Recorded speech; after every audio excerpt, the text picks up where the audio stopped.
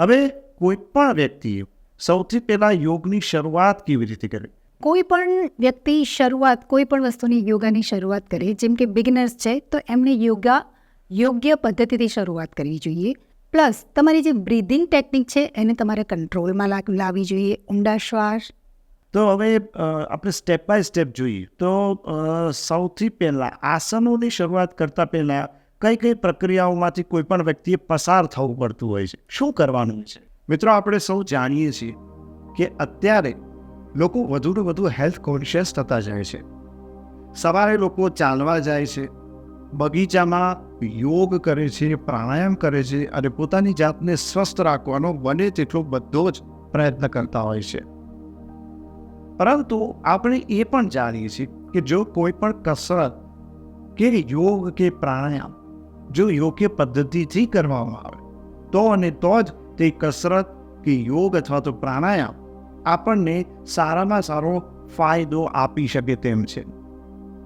મિત્રો, અમારા આજના એપિસોડમાં આપણે યોગ વિશેની કેટલીક પાયાની માહિતીઓ લઈશું, જેની માટે અમે અમારા સ્ટુડિયોમાં આમંત્રિત કર્યા છે જાણીતા યોગા એક્સપર્ટ સુનિતા વાઘેલાને. સુનિતાજી, અમારા કાર્યક્રમમાં આપનું ખૂબ ખૂબ સ્વાગત છે. નમસ્તે સર. હવે સૌથી પહેલાં જો વાત કરીએ તો આજે આપણે ભાઈ યોગની વાત કરીએ તો 21મી જૂન યોગા ડે ઉજવવામાં આવે છે. લોકો બહુ હેલ્થ કોન્શિયસ થઈ ગયા છે. હવે કોઈ પણ વ્યક્તિ સૌથી પહેલાં યોગની શરૂઆત કેવી રીતે કરે? શું હું સીધા આસન કરી શકું કે એની પહેલાંની કોઈ પ્રક્રિયાઓ હોય છે કે ત્યારબાદ જ તમારે યોગના આસનો કરવા જોઈએ? સર, તમે એક વાત ખૂબ જ સરસ કહી.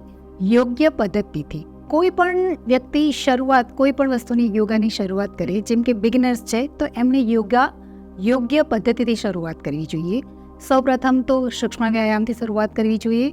પ્લસ તમારી જે બ્રીધિંગ ટેકનિક છે એને તમારે કંટ્રોલમાં લાવવી જોઈએ. ઊંડા શ્વાસ, ધીમા શ્વાસ. એની સાથે સાથે ધીમે ધીમે જેમ તમારું શરીર તમને સાથ આપે છે, તમારું શરીર જેટલું કરી શકે છે એવી રીતે ધીરે ધીરે આ પ્રક્રિયાને આગળ વધારવાની હોય છે. અચ્છા, હવે તમે જે વાત કરી કે શ્વાસની પ્રક્રિયા, તો હવે આપણે સ્ટેપ બાય સ્ટેપ જોઈએ તો સૌથી પહેલાં આસનોની શરૂઆત કરતાં પહેલાં કઈ પ્રક્રિયાઓમાંથી કોઈ પણ વ્યક્તિએ પસાર થવું પડતું હોય છે, શું કરવાનું છે? ઓકે, સૌથી પહેલાં તો યોગા સ્ટાર્ટ કર્યા પહેલાં સર 5 મિનિટ માટે તમારે ઊંડા શ્વાસ લઈને તમારા મન અને શ્વાસને એકાગ્ર કરવાનું હોય છે. 5 મિનિટ બ્રીધિંગ ટેકનિક કરશો, પછી તમારે ઓમકાર. તમે 5 મિનિટ્સ જે ઊંડા શ્વાસ લઈને જે શ્વાસોશ્વાસની ક્રિયાને તમે કન્ટિન્યુ કરશો, પછી તમારે ઓમકારા કરવાના હોય છે. એ જે તમે પ્રક્રિયા કરો છો શ્વાસોશ્વાસની, એના કારણે તમને ઓમકારા વધારે સારી રીતે ઊંડા શ્વાસ સાથે બહુ સારી રીતે કરી શકશો. અચ્છા, હવે આ ઓમકાર તે શું છે? શું તમે અમારા દર્શક મિત્રોને 2 કે 3 ઓમકાર કરીને બતાવી શકો? બિલકુલ સર, હું તમને બતાવી શકીશ. હું તમને પેલા પ્રેક્ટિકલ કરીને બતાવું છું. સૌથી પહેલાં તો તમારે કોઈ પણ કમ્ફર્ટેબલ સિટિંગ પોઝમાં બેસવાનું હોય છે. કોઈ પણ જેનાથી તમારું બોડી અને માઇન્ડ રિલેક્સ રહી શકે. ઊંડો શ્વાસ લેવાનો હોય છે, આંખો બંધ.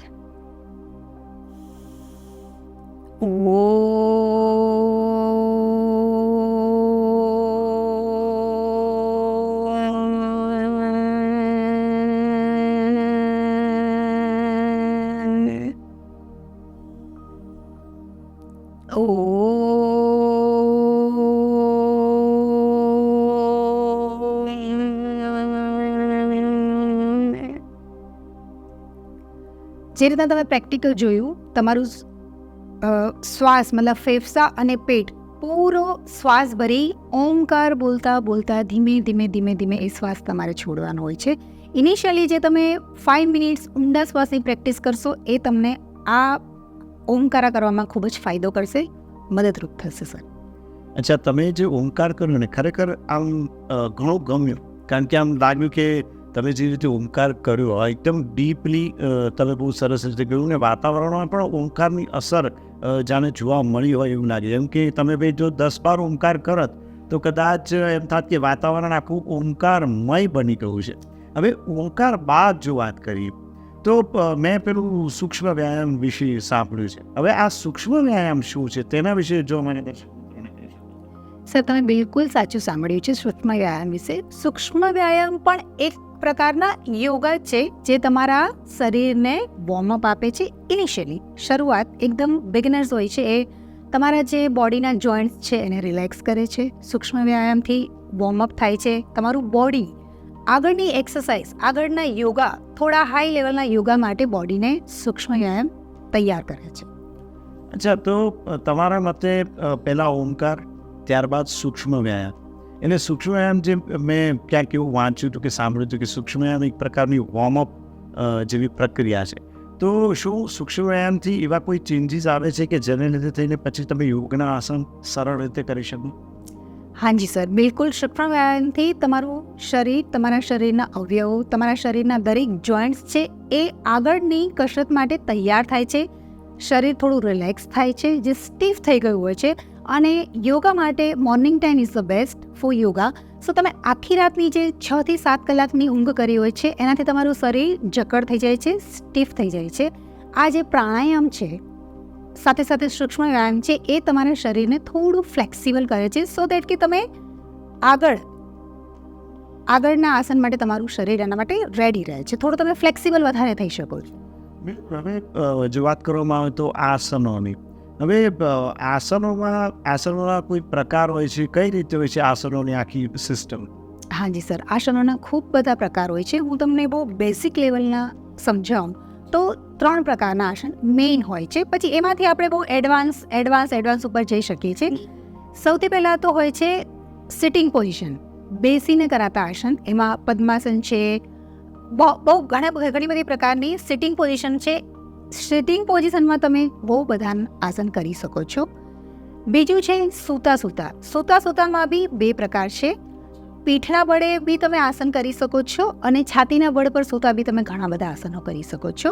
અને ત્રીજો પ્રકાર છે સ્ટેન્ડિંગમાં તો પુષ્કળ આસનો છે સ્ટેન્ડિંગ પોઝિશનમાં. એ રીતના 3 બેઝિક છે, એમાં બહુ બધા વેરિએશન હોય છે આસનોના. અચ્છા સુનિતાજી, છેલ્લે હું તમને એક જ વસ્તુ પૂછવા માંગીશ કે આપણે જે આ આસનોની વાત કરી, આમાં અત્યારે બધું કંઈક એડવાન્સમેન્ટ બહુ બધું થયું છે. ફોરેનના લોકો પણ આમાં જાતનું કંઈક નવીનીકરણ લાવે છે. કોઈ એરિયલ યોગા કરે છે, કોઈ પ્રોપ યોગા કરે છે. તો આ એરિયલ યોગા અને પ્રોપ યોગા શું છે? સર, પ્રોપ યોગા બેઝિક તો આપણા એશિયન્ટ આસન જે આપણા ભારતમાંથી જેનો ઉદ્ભવ થયો છે એ જ બેઝિક છે. એમાં એડિશનલ કરે છે પ્રોપ્સ યોગા. એવું હોય છે અલગ અલગ પ્રકારના પ્રોપ્સ હોય છે, જેમ કે સ્ટિક છે, જેમ કે ડમ્બલ્સ છે. એને લઈને એની સાથે થોડું વેરિફિકેશન આસનો એના મદદથી થોડું એડવાન્સ લેવલ ઉપર જાય છે. એરિયલ યોગા હોય છે તમારે દોરી પકડી અને હવામાં, મતલબ તમારું બોડી વેવ થતું હોય છે અને હવામાં તમારે આસનો કરવાના હોય છે. That is called aerial yoga. અચ્છા, પણ આવું બધું ના થાય કે પહેલાં દોરી હવામાં હોય, પાછું કંઈક તમે બેલેન્સ જઈને પડી જાઓ ને આ કઈ રીતે આખી પ્રેક્ટિસ કરો છો? સર, આના માટે તમારે સૂક્ષ્મ વ્યાયામથી શરૂઆત કરવી પડે. આપણા જે એશિયન્ટ યોગ છે, ભારતમાંથી જે યોગાનો ઉદ્ભવ થયો છે, સૌથી પહેલાં તમારે એની પ્રેક્ટિસ કરવી પડે.